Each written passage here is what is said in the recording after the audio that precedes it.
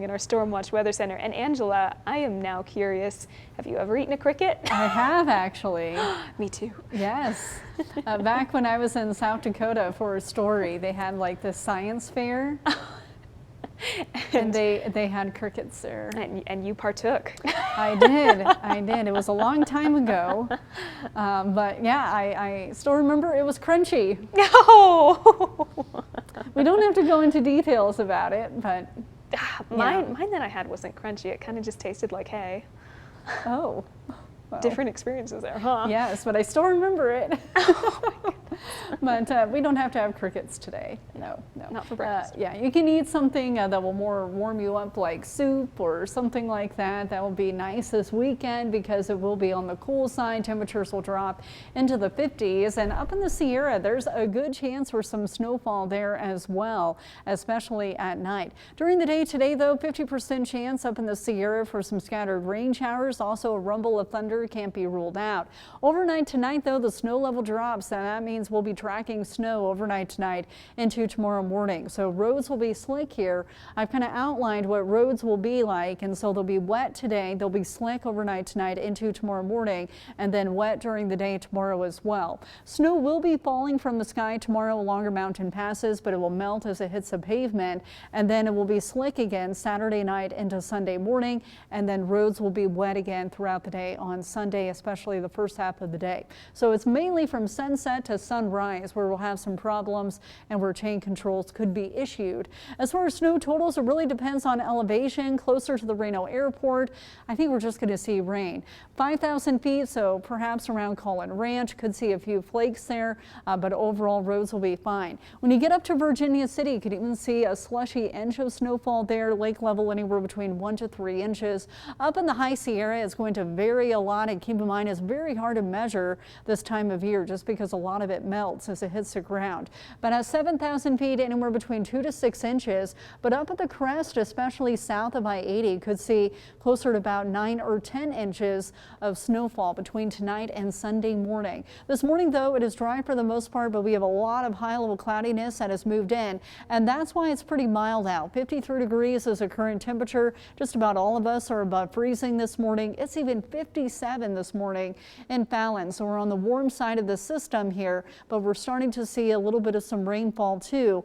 Earlier I was watching the radar. It was just a couple sprinkles around Hawthorne, but you can see how it's kind of blowing up a little bit with a wider band of rainfall. It's still light in nature, but it's right along the Pine Nut Range. Also a little bit of some light snowfall here being detected into Mono County and pretty close to Bridgeport. So everything's kind of starting to unfold, and again it's going to work its way from south to north. Looks like that band though is pretty much just to the east of Reno, but a lot of cloud cover moving up from the south. The reason why is we have this area of low pressure here, which is now just to the west of California. With counterclockwise spin, a lot of the moisture is speeding up from the south on the eastern side of this low. The low itself is going to track down to the southeast here, and that'll continue to funnel up the bands from the south. So this morning, again, it's starting off near Hawthorne. It's going to move up to the north this morning, pretty light in nature, and then it starts to intensify, and we'll have more scattered showers start to develop here in the afternoon and pockets of heavier rainfall. Then it starts to get interesting. Overnight tonight, the cold air works in, and we switch from rain to snow up into the Sierra, and will be more steady south of I-80. And then once we get into Saturday in the afternoon, we'll see more showers develop. It's going to be pretty soggy from time to time in the valley tomorrow. It won't be raining the entire day, but we could see some downpours, especially in the afternoon. Late Saturday into Sunday, then it starts to wrap around on the back side of the system. This is at 6 a.m. and we're still in the blue, especially south of Lake Tahoe and in the Sierra. Up in the foothills again Sunday morning, could see a little bit of some light snowfall.